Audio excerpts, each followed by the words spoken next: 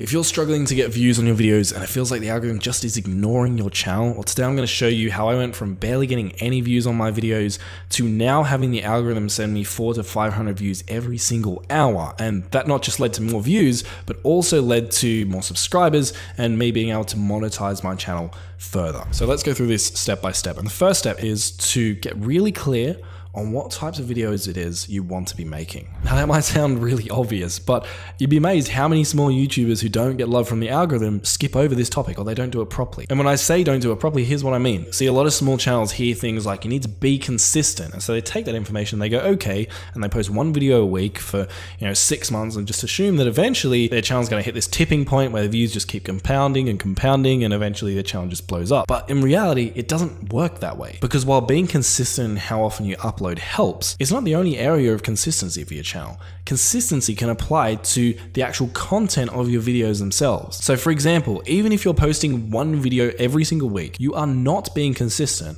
if one week you're posting bass fishing videos and the next week you're posting League of Legends tips and tricks videos. Now I know that's an extreme example, but you get my point. So once you've got your niche down, that's when we can really start to work some magic with this strategy. The first thing we're going to do, let's do some inception level crap, and I'll use my own channel as an example here. So you want to take your niche, in this case it's how to grow on YouTube, and you want to really thoroughly research it. And I know research sounds super vague, so don't worry, I'm going to show you exactly step by step what I do in just a second. But first, I need to address the elephant in the room, and that is all the comments down below saying, but Marcus, you were going to teach me how to hack the algorithm. Why are we doing research? Well, don't take it from me. Take it from Mr. Beast. Anytime you say the word algorithm, just replace it with audience. The algorithm didn't like that video? No, the audience didn't like that video. So basically, when it seems like the algorithm is ignoring you, often it's just that the viewers don't really enjoy your content maybe as much as you think they do. And the algorithm's just picking up on that. So for example, if I take this channel, which is a pretty small channel, and I come over here to this video, you can see it's only gotten 3 views in 3 months roughly, actually more 4 months now. So pretty terrible result, you could say. And now you might think that, oh, the algorithm is just ignoring this video. But if you log into your dashboard, you go to your videos that aren't getting views, and you come here and you click analytics, and then from there you come across to reach.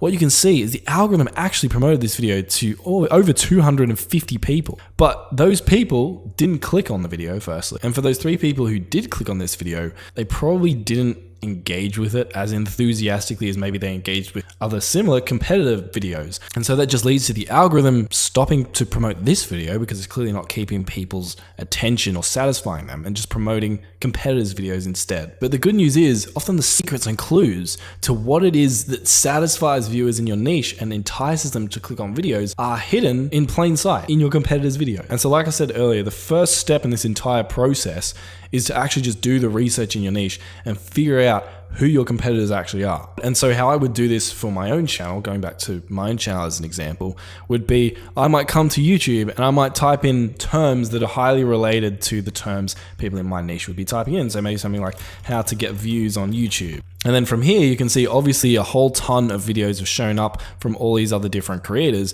and you can just click on all of these different creators' channels, and chances are many of them are your direct competitors. And so once you've gone through and you've found all of your direct competitors for this particular search term, you can do it for another search term. So it might be like how get subscribers.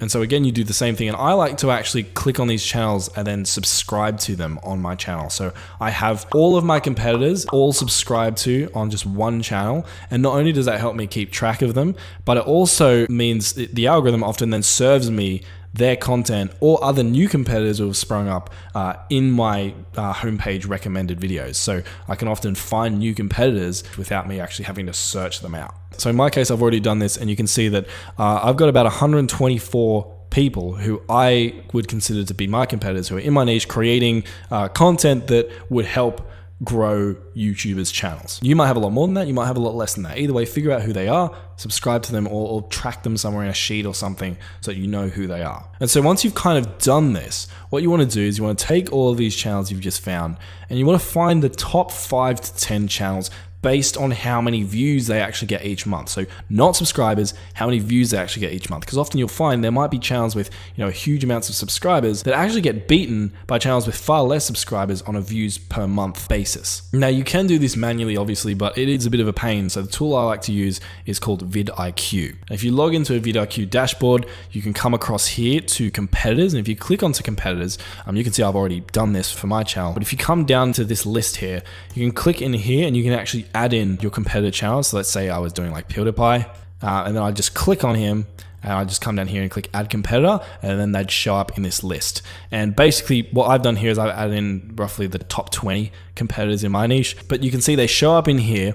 And then what I can do is I can click 30 days in total, make sure this is on views, and this is going to give me a really easy summary to see who's actually getting most of the monthly views in my niche. So you can see Robert Benjamin is actually getting the most views out of all of our competitors. So he would be a really good example to study. Another good example here is my friend Ed from Film Booth. And vidIQ makes it really easy to find these sort of outlier channels. Now, obviously there's a lot of YouTube tools out there, but I will say that vidIQ is probably the only one I've used almost every single day for the last 6 to 7 years. Now, they're not paying me to make this video or say any of this, but I did recently give vidIQ permission to create a special landing page on their website just for you guys, my subscribers, where you can actually get a month of vidIQ Premium for just $1. And if you do sign up through that webpage, I will get a little kickback, which obviously helps support the channel and helps me make videos like this. So that is down below if you're interested.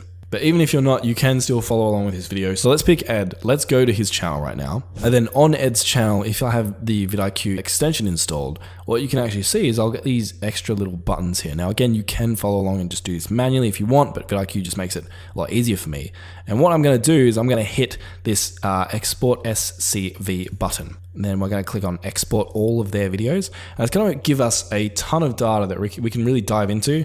And I'll show you how to find the gold insights that you can apply to your own channel that will result in your videos starting to get like way more views than they probably are currently. So once you're here, you just hit download CSV and you'll download the CSV, and you can open it up in something like Excel, or if you're a tight ass like me and don't have Excel, you can use WPS Office. And then once you open up this sheet, you can pretty much get rid of most of the columns just to make this easier. So I'm going to get rid of that.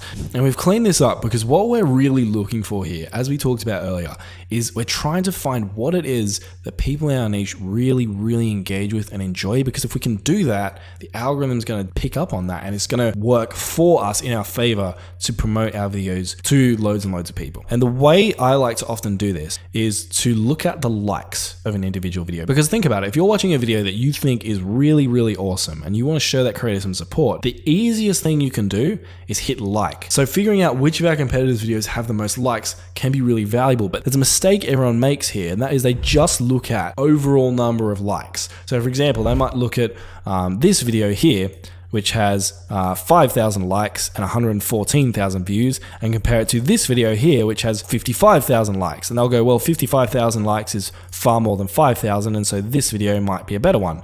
And it might be, but it's not really a fair comparison because one of these videos has 100,000 views, the other one has almost 500,000 views, right? And so what we want to do is not look at the number of likes overall on individual videos to get a feel for what it is our audience and our niche is resonating with. Instead, we want to look at the like rate. So what I mean by that is how many views does this video need to get on average to get one like? If that number is higher, let's say on average it takes 100 views to get one like on the video.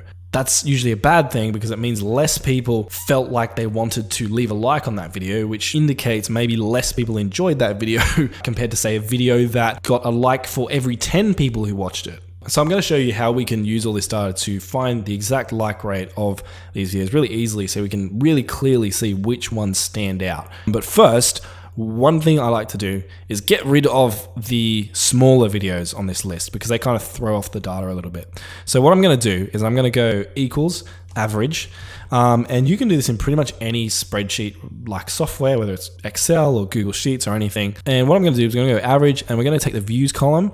We're going to just select all the videos in here. I'm going to find the average number of views. So the average number of views in this channel's case is 83,000. So what I'm going to do is I'm going to go and sort this by views, just to make it a little bit easier to manage. And then I'm going to go down and I'm going to find every video with less than 83,000 views.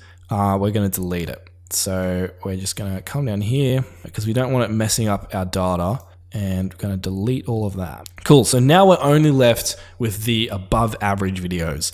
And from here, to find the like rate, we're going to do another little calculation in this sheet. Again, can be done in pretty much any sheet-esque software. We're going to go equals, and then we are going to select this column here, and we're going to divide it by the number of likes. So we're going to go slash, and then we're going to go the likes here, enter. And what that's going to tell us is our like rate. So on average for this video needs to get 27 views to get 1 like. So if I promoted this video, for example, and got 27 people to click on my promotion and watch this video, chances are that would have earned me 1 additional like. And then once we've got that number, what we can do is we can just grab this, just apply this formula to all of the different videos in here. And what you're going to do is you want to go through here and find the videos with the lowest like rate, because that shows you on average, those videos are getting the most likes per viewer. This one here stands out to me, but I can see it's only 40 seconds. So I'm going to assume it's just short. So I'm more interested in long form videos here. So aside from that, if I kind of scroll down through all this list, I can see this video here. It's kind of a bit of a standout, right? 13. So on average, it only takes 13 views for this video to get 1 like. And that video is titled YouTube Mistakes That Destroy Your Growth. And so then that's where we can start executing on the next step of this strategy, which is, okay, we found the videos that are really attracting people on this channel. And you can go through here, find all of the, the top 5 probably videos that are like performing the best in terms of like rate and really dive into them. But for the sake of this example, I'm just going to pick the best one, which it seems to be this one. And I'm going to go to YouTube. I'm going to chuck that title into YouTube, and I'm going to find that video, which it looks like it's this one right here.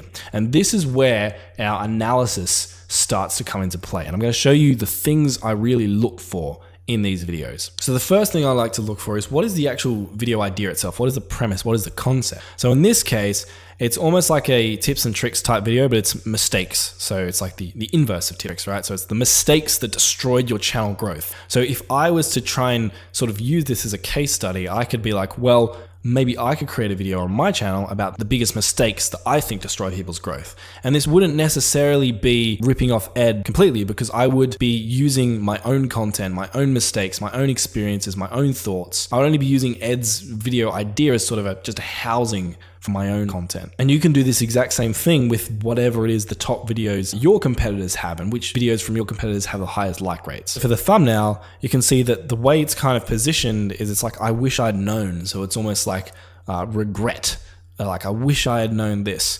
So in my thumbnail, if I was going to create a video like this, I might try and take inspiration from that and try and, pose with my face on the right-hand side, have a sort of, disappointed looking face, and then, some sort of phrase and graphic on screen that sort of indicates or gives the vibe of, I regret not knowing this. And the reason that we look at title and thumbnail even through the lens of which video has the most likes is because if someone clicks on your video because they like the title, thumbnail, and idea, and then they are really satisfied by that video content enough to actually leave a like, that's a very positive signal. Now, after that, the other thing I'd really look at is the video length. So this video, for example, you can see is about 6 minutes. And again, I'd want to try and take inspiration from that and be like, hey, if I was to create these types of videos on my channel, I'd probably want to keep them around that length, because it seems like, according to the data from the likes we've gathered, people really appreciate this sort of length of content. And then lastly, we'd want to actually look at the video itself. Now you can check it out yourself because it's an awesome video, but